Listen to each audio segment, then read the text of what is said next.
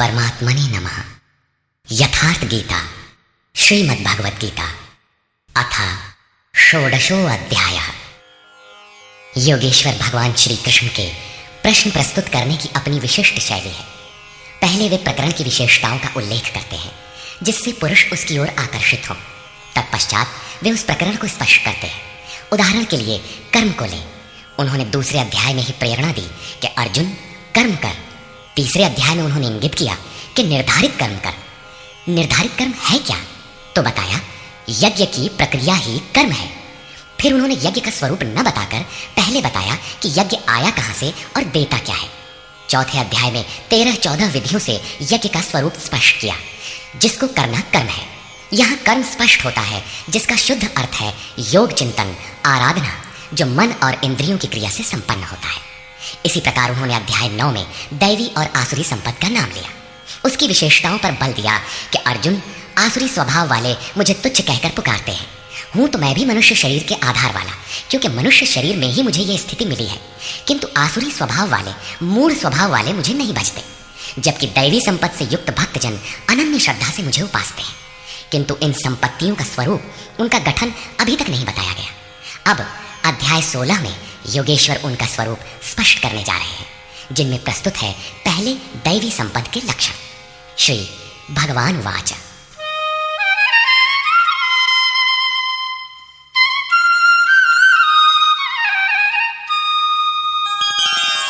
अभयं सत्व संशुद्धि ज्ञानयोग व्यवस्थितिः दानं दमश्च यज्ञश्च स्वाध्यायस्तप आर्जवम्।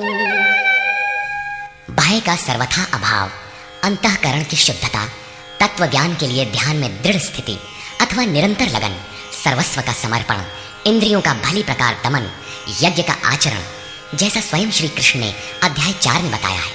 संयमाग्नि में हवन, इंद्रियाग्नि में हवन, प्राण अपान में हवन और अंत में ज्ञानाग्नि में हवन, अर्थात आराधना की प्रक्रिया जो केवल मन और इंद्रियों की अंतर क्रिया से संपन्न होती है। तिल, जौ, वेदी इत्यादि सामग्रियों से होने वाले यज्ञ का इस गीतोक्त यज्ञ से कोई संबंध नहीं है। श्री कृष्ण ने ऐसे किसी कर्मकांड को यज्ञ नहीं माना। स्वाध्याय अर्थात स्वस्वरूप की ओर अग्रसर कराने वाला अध्ययन, तप अर्थात मन सहित इंद्रियों को इष्ट के अनुरूप ढालना, तथा आर्जवम शरीर और इंद्रियों सहित अंतःकरण की सरलता। अहिंसा सत्यम क्रोधस् त्यागः शान्तिरपैशुनम् दया भूतेष्वलो लुप्त्वम् मार्दवम् धीरचापलम्। अहिंसा अर्थात आत्मा का उद्धार, आत्मा को अधोगति में पहुंचाना ही हिंसा है। श्री कृष्ण कहते हैं यदि मैं सावधान होकर कर्म में न बरतूं तो इन संपूर्ण प्रजा का हनन करने वाला और वर्ण संकर का कर्ता हूं। आत्मा का शुद्ध वर्ण है परमात्मा, उसका प्रकृति में भटकना वर्ण संकर है, आत्मा की हिंसा है और आत्मा का उद्धार ही अहिंसा है। सत्य, सत्य का अर्थ यथार्थ और प्रिय भाषण नहीं है। आप कहते हैं ये वस्त्र हमारा है, तो क्या आप सच बोलते हैं? इससे बड़ा झूठ और क्या होगा? जब शरीर आपका नहीं है, नश्वर है, तो इसे ढांकने का वस्त्र कब आपका है? वस्तुतः सत्य का स्वरूप योगेश्वर ने स्वयं बताया है कि अर्जुन, सत्य वस्तु का तीनों कालों में कभी अभाव नहीं है। ये आत्मा ही सत्य है, यही परम सत्य है। इस सत्य पर दृष्टि रखना, क्रोध का न होना, सर्वस्व का समर्पण, शुभाशुभ कर्म फलों का त्याग, चित्त की चंचलता का सर्वथा अभाव, लक्ष्य के विपरीत निंदित कार्यों को न करना, संपूर्ण प्राणियों में दया भाव, इंद्रियों का विषयों से संयोग होने पर भी उनमें आसक्ति का अभाव, कोमलता, अपने लक्ष्य से विमुख होने में लज्जा, व्यर्थ की चेष्टाओं का अभाव, तथा तेजः क्षमा धृतिः शौचम् अद्रोहो नातिमानिता भवन्ति सम्पदं दैवीम् अभिजातस्य भारत। तेज जो एकमात्र ईश्वर में है, उसके तेज से जो कार्य करता है, महात्मा बुद्ध की दृष्टि पड़ते ही अंगुलीमाल के विचार बदल गए। ये उस तेज का ही परिणाम था जिससे कल्याण का सृजन होता है, जो बुद्ध में था। क्षमा, धैर्य, शुद्धि, किसी में शत्रु भाव का न होना, अपने में पूज्यता के भाव का सर्वथा अभाव, ये सब तो है अर्जुन दैवी संपत्ति को प्राप्त पुरुष के लक्षण हैं। इस प्रकार कुल 26 लक्षण बताए, जो सब के सब तो साधना में परिपक्व अवस्था वाले पुरुष में संभव है और आंशिक रूप में आप में भी निश्चित है, तथा आसुरी संपद से आप्लावित मनुष्यों में भी ये गुण है, किंतु प्रसुप्त रहते हैं, तभी तो घोर पापी को भी कल्याण का अधिकार है। अब आसुरी संपद के प्रमुख लक्षण बताते हैं। दम्भोदर्पोऽभिमानश्च क्रोधः पारुष्यमेव च अज्ञानं चाभिजातस्य पार्थसम्पदमासुरीम्। हे पार्थ, पाखंड, घमंड, अभिमान, क्रोध, कठोर वाणी और अज्ञान, ये सब आसुरी संपद को प्राप्त पुरुष के लक्षण हैं। दोनों संपदाओं का कार्य क्या है? दैवी सम्पद्विमोक्षाय निबन्धायासुरीमता मा शुचः सम्पदं दैवी अभिजातोऽसि पाण्डव। इन दोनों प्रकार की संपदाओं में से दैवी संपद तो विमोक्षाय, विशेष मोक्ष के लिए है, और आसुरी संपदा बंधन के लिए मानी गई है। हे अर्जुन, तू शोक मत कर, क्योंकि दैवी संपदा को प्राप्त हुआ है, विशेष मुक्ति को प्राप्त होगा, अर्थात मुझे प्राप्त होगा। वे संपदाएं रहती कहाँ हैं? द्वौ भूतसर्गौ लोकेऽस्मिन् दैव आसुर एव च दैवो विस्तरशः प्रोक्त आसुरं पार्थ मे शृणु। हे अर्जुन, इस लोक में भूतों के स्वभाव दो प्रकार के होते हैं, देवों के जैसा और असुरों के जैसा। जब हृदय में दैवी संपद कार्य रूप ले लेती है तो मनुष्य ही देवता है, और जब आसुरी संपद का बाहुल्य हो तो मनुष्य ही असुर है। सृष्टि में ये दो ही जातियां हैं, वो चाहे अरब में पैदा हुआ हो चाहे ऑस्ट्रेलिया में, कहीं भी पैदा हुआ हो, बशर्ते है इन दो में से ही। अभी तक देवों का स्वभाव ही विस्तार से कहा गया, अब असुरों के स्वभाव को मुझसे विस्तार पूर्वक सुन। प्रवृत्तिं च निवृत्तिं च जना न विदुरासुराः न शौचं नापि चाचारो न सत्यं तेषु विद्यते। हे अर्जुन, असुर लोग कार्यम कर्म में प्रवृत्त होने और अकर्तव्य कार्य से निवृत्त होना भी नहीं जानते, इसलिए उनमें न शुद्धि रहती है, न आचरण और न सत्य ही रहता है। उन पुरुषों के विचार कैसे होते हैं?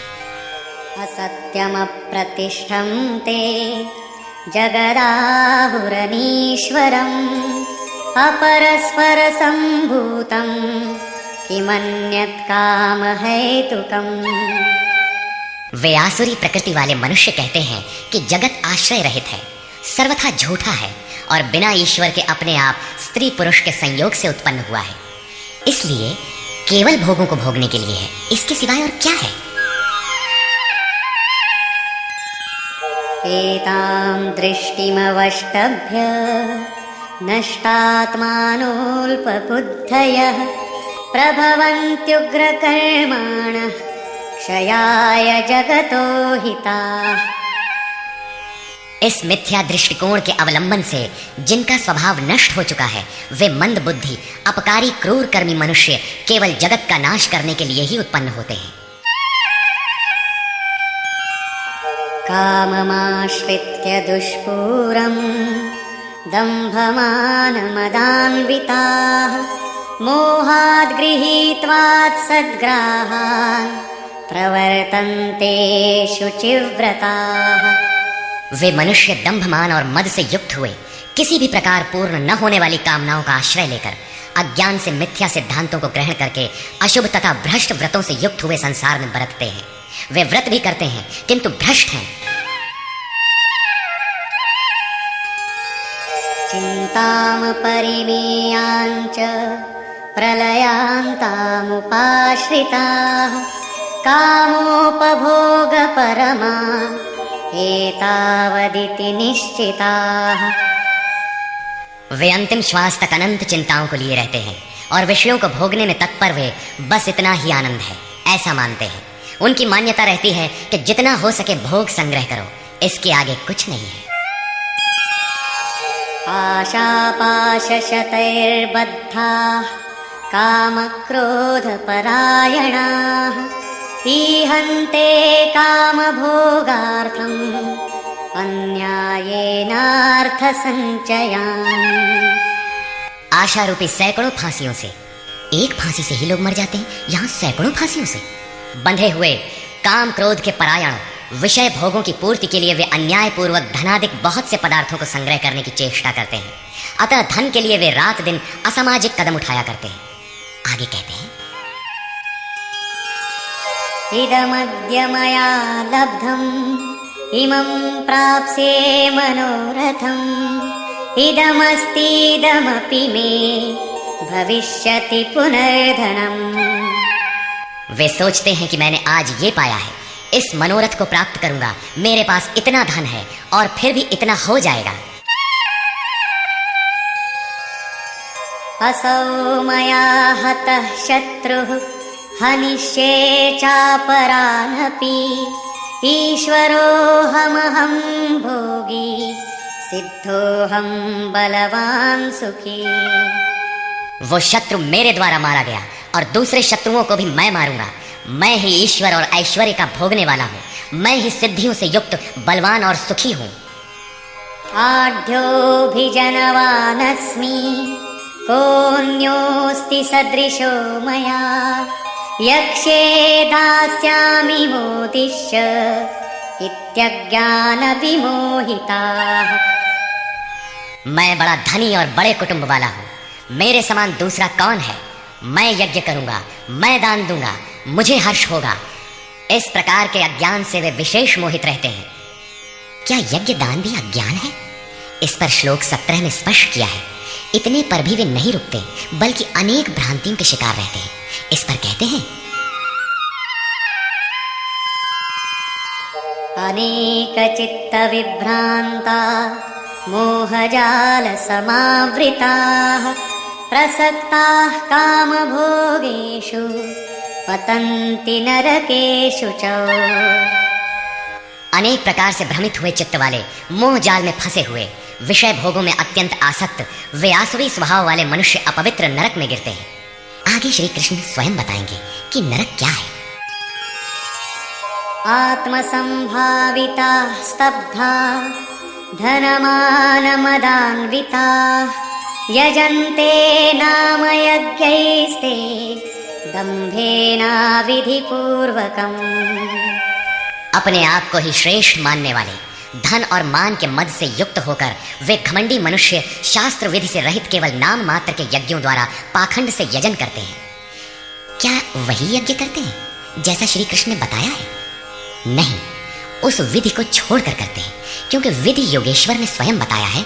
अध्याय 4/24, 33 तथा अध्याय 6/10 से 17 तक। अहंकारं बलं दर्पं कामं क्रोधं च संश्रिताः मामात्मपरदेहेषु प्रद्विषन्तोऽभ्यसूयकाः। वे दूसरों की निंदा करने वाले, अहंकार, बल, घमंड, कामना और क्रोध के परायण हुए पुरुष अपने और दूसरों के शरीर में स्थित मुझ अंतर्यामी परमात्मा से द्वेष करने वाले हैं। शास्त्र विधि से परमात्मा का सुमिरन एक यज्ञ है। जो इस विधि को त्याग कर नाम मात्र का यज्ञ करते हैं, यज्ञ के नाम पर कुछ न कुछ करते ही रहते हैं। वे अपने और दूसरे के शरीर में स्थित मुझ परमात्मा से द्वेष करने वाले हैं। लोग द्वेष करते ही रहते हैं और बच भी जाते हैं। क्या ये भी बच जाएंगे? इस पर कहते हैं, नहीं। तानहं द्विषतः क्रूरान् संसारेषु नराधमान् क्षिपाम्यजस्रमशुभान् आसुरीष्वेव योनिषु। मुझसे द्वेष करने वाले उन पापाचारी क्रूर कर्मी नराधमों को मैं संसार में निरंतर आसुरी योनियों में ही गिराता हूँ। जो शास्त्र विधि को त्याग कर यजन करते हैं वे पाप योनि है, वही मनुष्यों में अधम है। इन्हीं को क्रूर कर्मी कहा गया है, अन्य कोई अधम नहीं है। पीछे कहा था ऐसे अधमों को मैं नरक में गिराता हूँ, उसी को यहाँ कहते हैं कि उन्हें अजस्र आसुरी योनियों में गिराता हूँ। यही नरक है। साधारण जेल की यातना भयंकर होती है और यहाँ अनवरत आसुरी योनियों में गिरने का क्रम कितना दुखद है। अतः दैवी संपद के लिए प्रयत्नशील रहना चाहिए। आसुरीं योनिमापन्ना मूढ़ा जन्मनि जन्मनि मामप्राप्यैव कौन्तेय ततो यान्त्यधमां गतिम्।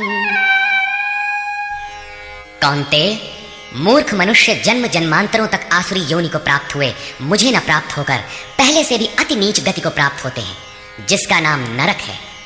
अब देखें नरक का उद्गम क्या है।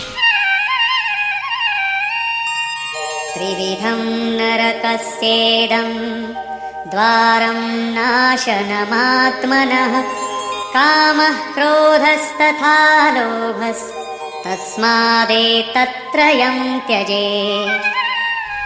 काम, क्रोध और लोभ ये 3 प्रकार के नरक के मूल द्वार हैं।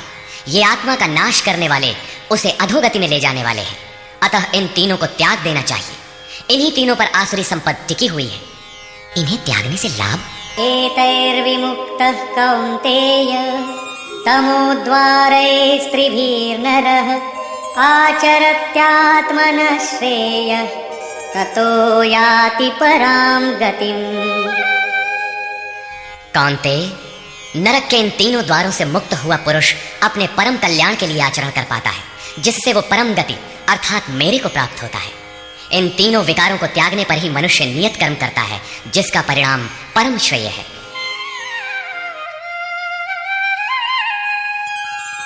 यः शास्त्रविधिमुत्सृज्य वर्तते कामकारतः न स सिद्धिमवाप्नोति न सुखं न परां गतिम्। जो पुरुष उपर्युक्त शास्त्र विधि को त्याग कर अपनी इच्छा से बरतता है, वो न सिद्धि को प्राप्त होता है, न परम गति को और न सुख को ही प्राप्त होता है। अर्थात वो शास्त्र इदम गुह्यतमम शास्त्रम, गीता स्वयं पूर्ण शास्त्र है, जिसे स्वयं श्री कृष्ण ने बताया है। तस्मात् शास्त्रं प्रमाणन्ते कार्याकार्यव्यवस्थितौ ज्ञात्वा शास्त्रविधानोक्तं कर्म कर्तुमिहार्हसि। इसलिए अर्जुन, तेरे लिए इस कर्तव्य और अकर्तव्य की व्यवस्था में कि मैं क्या करूं क्या न करूं, इसकी व्यवस्था में शास्त्र ही एक प्रमाण है। ऐसा जानकर शास्त्र विधि से नियत किए हुए कर्म को ही तुझे करना योग्य है। अध्याय 3 में भी योगेश्वर श्री कृष्ण ने नियतम कुरु कर्म त्वम, नियत कर्म पर बल दिया और बताया कि यज्ञ की प्रक्रिया ही वो नियत कर्म है और वो यज्ञ आराधना की विधि विशेष का चित्रण है, जो मन का सर्वथा निरोध करके शाश्वत ब्रह्म में प्रवेश दिलाता है। यहाँ उन्होंने बताया कि काम, क्रोध और लोभ नरक के 3 प्रमुख द्वार हैं। इन तीनों को त्याग देने पर ही उस कर्म का अर्थात नियत कर्म का आरंभ होता है, जिसे मैंने बार बार कहा, जो परम श्रेय परम कल्याण दिलाने वाला आचरण है। बाहर सांसारिक कार्यों में जो जितना व्यस्त है, उतना ही अधिक काम, क्रोध और लोभ उसके पास सजा सजाया मिलता है।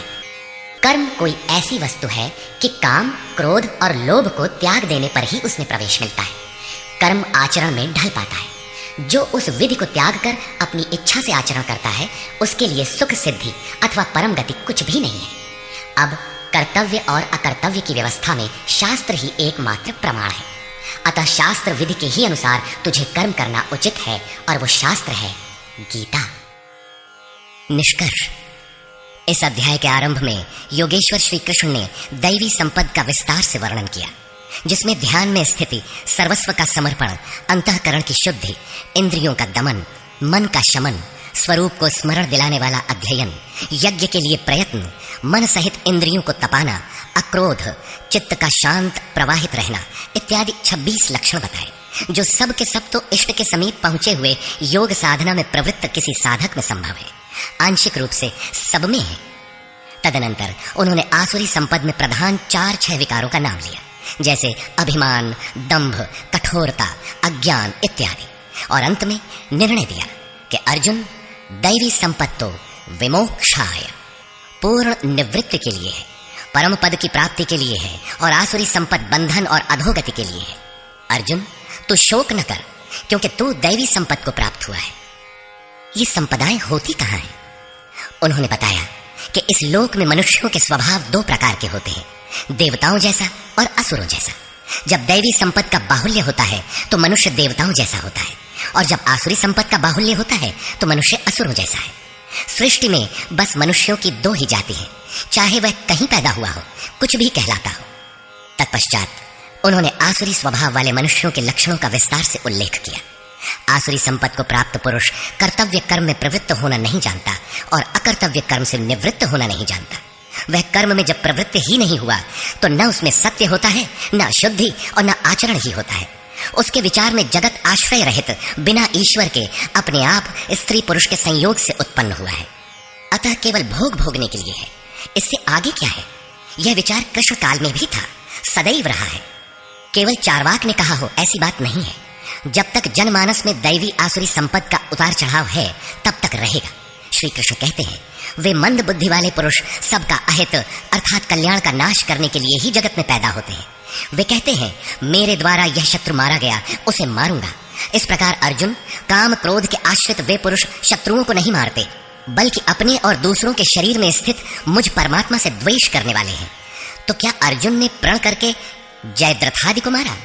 यदि मारता है तो आसुरी संपद वाला है, उन परमात्मा से द्वेष करने वाला है। जबकि अर्जुन को श्री कृष्ण ने स्पष्ट कहा कि तू दैवी संपद को प्राप्त हुआ है, शोक मत कर। यहां भी स्पष्ट हुआ कि ईश्वर का निवास सबके हृदय देश में है। स्मरण रखना चाहिए कि कोई तुम्हें सतत देख रहा है, अतः सदैव शास्त्र निर्दिष्ट क्रिया का ही आचरण करना चाहिए, अन्यथा दंड प्रस्तुत है। योगेश्वर श्री कृष्ण ने पुनः कहा कि आसुरी स्वभाव वाले क्रूर मनुष्यों को मैं बारंबार नरक में गिराता हूं। नरक का स्वरूप क्या है? तो बताया, बारंबार नीच अधम योनियों में गिरना एक दूसरे का पर्याय है। यही नरक का स्वरूप है। काम, क्रोध और लोभ नरक के 3 मूल द्वार हैं। इन तीनों पर ही आसुरी संपत्ति टिकी हुई है। इन तीनों को त्याग देने पर ही उस कर्म का आरंभ होता है जिसे मैंने बार बार बताया है। सिद्ध है कि कर्म कोई ऐसी वस्तु है जिसका आरंभ काम, क्रोध और लोभ को त्याग देने पर ही होता है। सांसारिक कार्यों में मर्यादित ढंग से सामाजिक व्यवस्थाओं का निर्वाह करने में भी जो जितने व्यस्त हैं, काम, क्रोध और लोभ उनके पास उतने ही अधिक सजे सजाए मिलते हैं। वस्तुतः इन तीनों को त्याग देने पर ही परम में प्रवेश दिलाने वाले निर्धारित कर्म में प्रवेश मिलता है। इसलिए मैं क्या करूं, क्या न करूं, इस कर्तव्य और अकर्तव्य की व्यवस्था में शास्त्र ही प्रमाण है। कौन सा शास्त्र? यही गीता शास्त्र। किमन्ययी शास्त्र विस्तरय्य।